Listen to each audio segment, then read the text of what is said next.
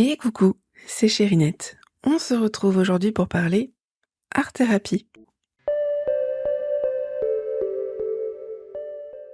C'est un sujet que j'avais envie d'aborder et que j'utilise tous les jours. Mais d'abord, on va commencer par qu'est-ce que l'art-thérapie? Parce qu'on le voit beaucoup, mais vraiment, en quoi ça consiste? On va en parler aujourd'hui. Si on suit notre ami Wikipédia, l'art-thérapie est une méthode visant à utiliser le potentiel d'expression artistique et la créativité d'une personne à des fins psychothérapeutiques ou de développement personnel. Ce qui veut dire qu'on utilise toutes les créations faites par nous-mêmes pour aider au niveau de la psychothérapie et de la psychiatrie, parce que c'est principalement comme ça que c'est utilisé. De base, ça vient surtout de psychiatres qui utilisaient cette méthode-là en psychiatrie. Et c'est vraiment pas nouveau, parce que dès la Renaissance, ils se sont rendus compte qu'il y avait un pouvoir curatif par rapport à la peinture. Et vous savez qu'il y en a eu des peintres. Dès le début du XXe siècle, il y a pas mal de psychiatres qui ont étudié les productions faites par les personnes internées en psychiatrie. Et en fait, ils se sont rendus compte qu'il y avait une catégorie qui se dégageait et ils ont décidé d'appeler ça l'art psychopathologique. Je ne vais pas vous faire la liste de tous les ouvrages qui ont été écrits, vous le verrez très bien sur Wikipédia, mais il y en a beaucoup qui ont été faits, notamment par un psychiatre suisse, très important au final dans l'art-thérapie et dans la psychothérapie, qui parle du lien entre l'art et la maladie mentale. Par la suite, même les musées sont devenus des lieux pour des séances d'art-thérapie, que ce soit individuelles ou en groupe. Il y a même eu des projets de collaboration entre les musées et les hôpitaux. Donc certes, on entend beaucoup parler de l'art-thérapie aujourd'hui, en 2023 principalement, parce que ça revient beaucoup, mais sachez que ça existe depuis des années et que c'est vraiment pas nouveau.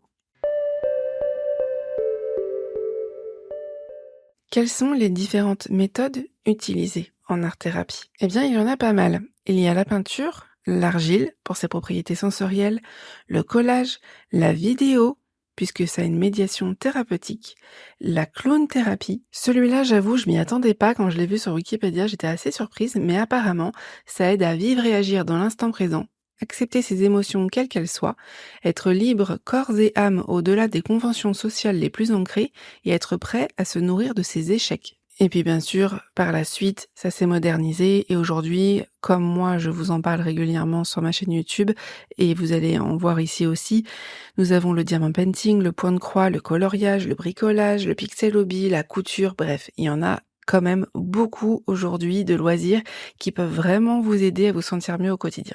Aujourd'hui, ce n'est plus utilisé que en psychiatrie, c'est aussi utilisé par les particuliers et c'est ça qui est génial parce qu'on peut vraiment l'amener à la maison pour aider soit dans notre thérapie si elle est en cours avec un professionnel, soit pour nous aider avant une démarche. Parfois, ça aide vraiment. On l'utilise pour tout ce qui est dépression, burn-out, charge mentale. C'est vraiment un impact très important, la charge mentale, au niveau du quotidien et le loisir créatif permet vraiment de faire une pause à ce niveau-là, mais je vais vous en parler par ma propre expérience après. Mais vraiment, c'est des choses qui sont démontrées scientifiquement, où on se rend compte que l'art-thérapie a vraiment un impact au niveau du quotidien et au niveau du mental. C'est utilisé aussi chez les adolescents et les enfants de plus en plus. Vous l'avez aussi dans tout ce qui est école, collège, lycée, ça commence à se mettre en place. Alors il y a déjà tout ce qui est art plastique en cours, mais ça commence aussi à être utilisé de manière beaucoup plus curative, on va dire ça comme ça, dans certains centres, et vous l'avez après dans tout ce qui est centre public, vraiment adapté pour la psychothérapie. Tout ce qui est CMP, CMPP, etc. Au niveau des enfants, on va reparler par rapport à ma fille, si elle le veut bien, mais ça aide à la concentration, à l'apprentissage, pour tout ce qui est troubles anxieux, handicap, TDAH, TSA, donc pour l'autisme, etc. Il y a vraiment des petites choses comme ça en art-thérapie qui peuvent aider dans le quotidien et qui peuvent améliorer ou soulager ou aider à l'apprentissage. On passe à la dernière partie qui est celle pour moi que je préfère forcément parce que là c'était beaucoup du blabla que j'ai lu, mais là ça va être vraiment mon expérience et mon témoignage par rapport à l'art-thérapie et peut-être qu'à la fin vous aurez le passage de ma fille si elle le veut bien pour vous dire un peu son ressenti elle en tant qu'enfant avec l'art-thérapie. Par rapport à ma propre expérience au niveau de l'art-thérapie, c'est quelque chose que j'utilise depuis plusieurs années maintenant. Pour ceux qui ne le savent pas, je suis covid long mars 2020. Je vous ferai des points en podcast là-dessus parce que j'ai beaucoup de choses à dire et je pense que ça peut en aider plus d'un. Et j'ai aussi du coup, de ce fait, une fatigue chronique. J'ai besoin en même temps d'être stimulée puisque je m'ennuie très, très, très souvent et en même temps, ça me demande beaucoup d'énergie. Donc en fait, il faut vraiment que j'arrive à trouver les loisirs qui me correspondent, qui me demandent pas trop d'énergie et c'est pas toujours facile. Je suis quelqu'un donc comme je vous ai dit s'ennuie très souvent, c'est-à-dire que pendant que je fais par exemple un montage vidéo, il faut que j'ai un loisir en plus. Parce que s'il y a un moment où je ne fais rien de mes mains, ça devient compliqué. En plus de ça, forcément, ça a créé beaucoup d'anxiété. J'ai un passif, comme je vous ai dit, en introduction, qui fait que l'anxiété généralisée est là depuis pas mal d'années, malgré la psychothérapie. Et donc je suis quelqu'un qui a besoin toujours d'avoir les mains occupées. Et le loisir pour ça, c'est super important pour moi parce que ça me permet de pouvoir me reconcentrer sur moi, de pas laisser mes pensées aller trop loin et de rentrer dans des phases en fait de dissociation. Ça me permet vraiment de rester ancré dans le présent et d'avoir les mains occupées. Ça m'aide aussi à éviter tout ce qui est grattage, etc. Parce que ça, c'est assez commun chez les personnes anxieuses. On va avoir tendance à se triturer les peaux des doigts, etc. Compte, c'est pas un peu plus important selon les cas, mais en tout cas, moi, si j'ai les mains occupées, ça m'invite vraiment ça. En général, ce que j'utilise moi beaucoup, c'est le diamant painting et le point de croix aujourd'hui. J'ai fait un petit peu de coloriage, mais j'ai du mal au niveau de la concentration, ça me demande un peu plus d'énergie. Le diamant painting me demande plus d'énergie que le point de croix, étonnamment. Donc c'est vrai que j'ai tendance à utiliser beaucoup plus le point de croix aujourd'hui. Je vais avoir tendance à faire du diamant painting le matin devant un montage par exemple, quand je suis en train de faire du montage vidéo. Donc il va y avoir plusieurs stimulations et plusieurs art-thérapies du coup, puisqu'il y a la thérapie par la vidéo, comme on en a parlé juste avant, et la thérapie par le diamant painting. Donc pour ceux qui ne savent pas, le diamant painting, c'est le fait de poser des petits diamants. Donc moi, c'est des diamants carrés puisque le rond m'ennuie. Vous voyez le level d'ennui que je peux avoir. Clairement, vu le cas de ma fille, on pense beaucoup au TDA, mais pour l'instant, il n'y a pas de diagnostic par rapport à moi. Mais en tout cas, c'est le fait, voilà, de poser un petit diamant sur un symbole de couleur et à la fin, ça va nous donner en fait une image. C'est un peu comme le pixel hobby, c'est un peu comme le coloriage par numéro. Si vous connaissez pas un peu le diamant painting, je vous invite à regarder soit mes vidéos avec plaisir, soit sur Google. Vous verrez, il y a pas mal d'exemples. Et donc, ça prend quand même beaucoup de temps. Et en même temps, je trouve qu'au niveau énergie, ça va. Ça reste correct. Après, ça va dépendre vraiment des gens, en fonction de sa capacité mentale, en fonction de ses pathologies aussi. Mais en tout cas, c'est un moyen, je trouve, d'affiner tout ce qui est précision. Pour certaines personnes qui ont un handicap, ça peut être très bien et ça permet aussi de travailler tout ce qui est patience. Bon, tout ce qui est, du coup TDAH, forcément, ça peut être un bon exercice à condition, qu'il y ait la motivation derrière d'avoir son image parce que forcément, qui dit TDAH dit, procrastination. Bah, avoir son image, c'est pas toujours, fini, on va dire, c'est pas toujours tout de suite et ça peut des fois être gênant. Donc vraiment, faut essayer plusieurs loisirs pour vraiment savoir celui qui nous convient le mieux, mais ça peut être pas mal en petit défi. Voilà pour mon expérience par rapport au diamant painting et au niveau du point de croix, j'aime en fait le geste de piquer l'aiguille. Je ne sais pas pourquoi ça m'aide et ça me détend beaucoup plus que le diamant painting. Alors après c'est moins bruyant. Le diamant painting, pour ceux qui ont déjà vu du ASMR, il y a vraiment le clac des diamants qui est très satisfaisant.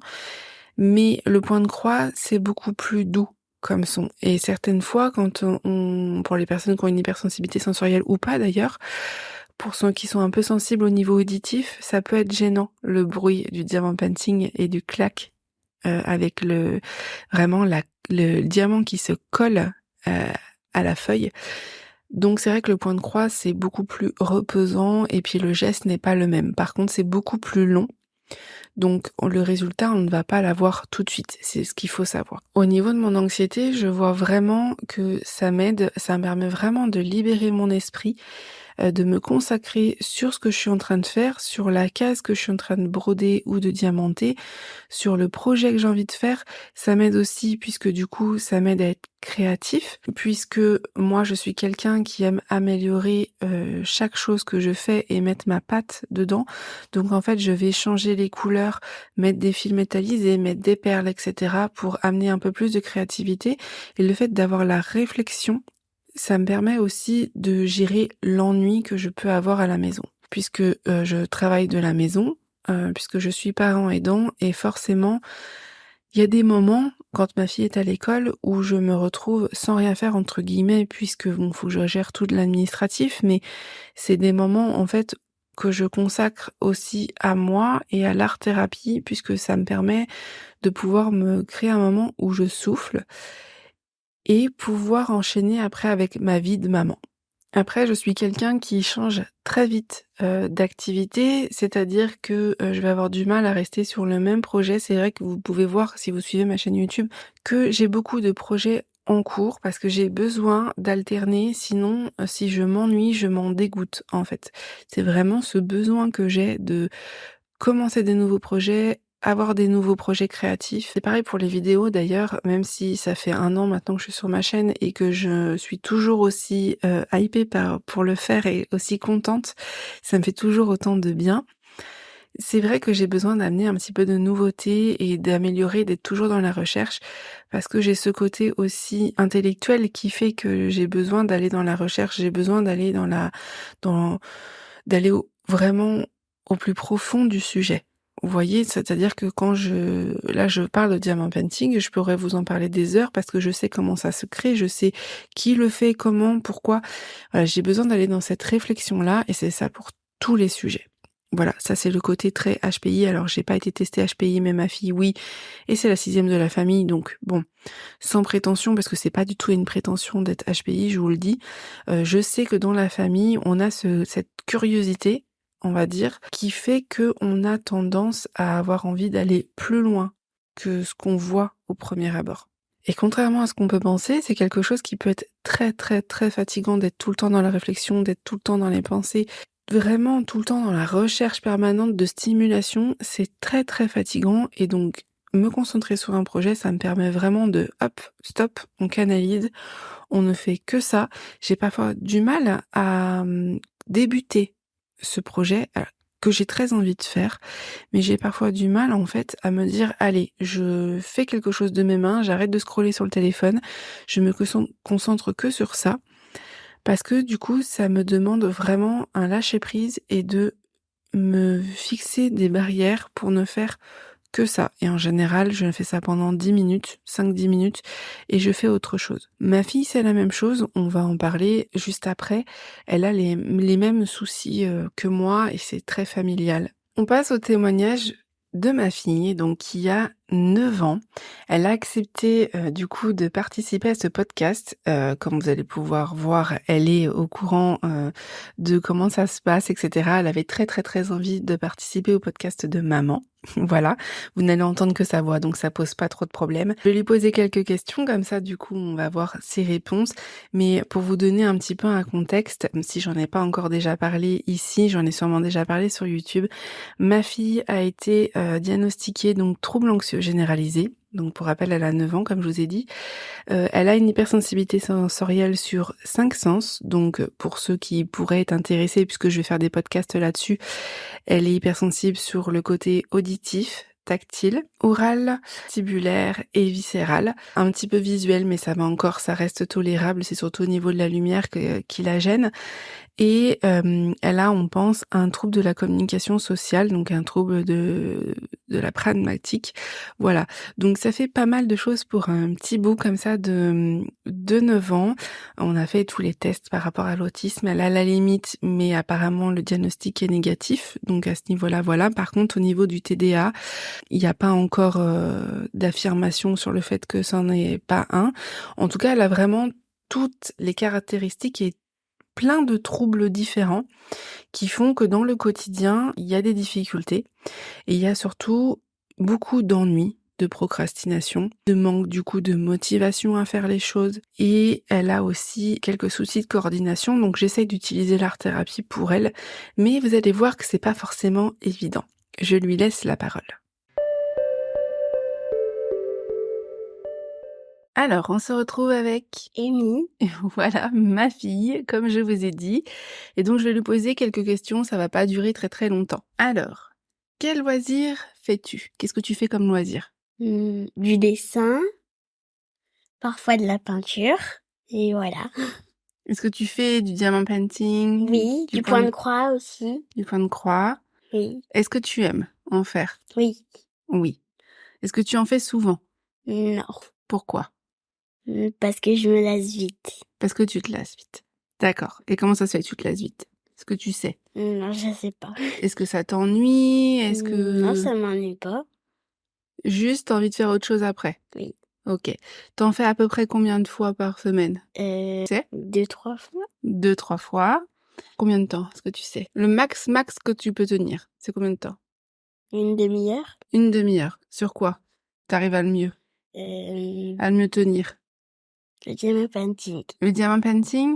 Oui, Le coloriage aussi? oui, T'arrives un petit peu mieux à tenir, mais des fois c'est difficile, surtout quand t'es fatigué. oui. Voilà, OK. Est-ce que tu trouves que ça t'aide, au niveau de l'anxiété? Est-ce que ça t'apporte quelque chose de bien? Qu'est-ce que ça te fait, toi? Je me sens mieux, je suis plus détendue après. Ouais. Tout ce que ça te fait? Oui. Ouais, au niveau du corps, est-ce que ça t'apporte quelque chose? Toi qui as Non. souvent mal au ventre avec l'anxiété, est-ce que ça enlève, le mal au ventre ou pas du tout? Si, ça enlève. Tout le temps? Non, pas tout le temps, ça dépend. Ça dépend. OK. Est-ce que toi, il y a un autre loisir que tu aimerais essayer, que tu penses qui pourrait t'aider un peu plus? Non. Non? Tu as essayé déjà beaucoup de choses, hein? Oui. On a essayé beaucoup de choses. La seule chose qu'on n'a pas bien essayé, c'est le pixel hobby. Mmh. Tu sais, avec les petits carrés qu'on doit enclencher sur une plaque transparente. Ah oui, ça. On en a essayé un, mais on n'a pas essayé vraiment longtemps. Mmh. OK. Je te remercie et je te laisse Merci. aller t'amuser. Voilà, c'est tout pour ce podcast. J'espère qu'il vous aura aidé, qu'il vous aura plu. Surtout, n'hésitez pas à me faire des petits retours, ça m'aide vraiment et ça me permet de savoir un petit peu vers où aller au niveau des sujets. C'est vrai qu'il y a eu un petit moment de pause, mais là, on va reprendre tranquillement. On va essayer de faire un podcast toutes les semaines ou maximum tous les 15 jours. Je vais voir, en fonction des vacances, etc. Mais en tout cas, j'espère que ce sujet vous aura plu. C'est un sujet qui est passionnant, l'art-thérapie. Moi, c'est quelque chose qui me passionne vraiment puisque je vois les effets et bénéfiques principalement. Et la recherche par rapport à ça, je trouve, avance grandement. Donc, je suis super contente d'avoir partagé ce sujet avec vous. Je vous fais des bisous et je vous dis à bientôt au prochain podcast.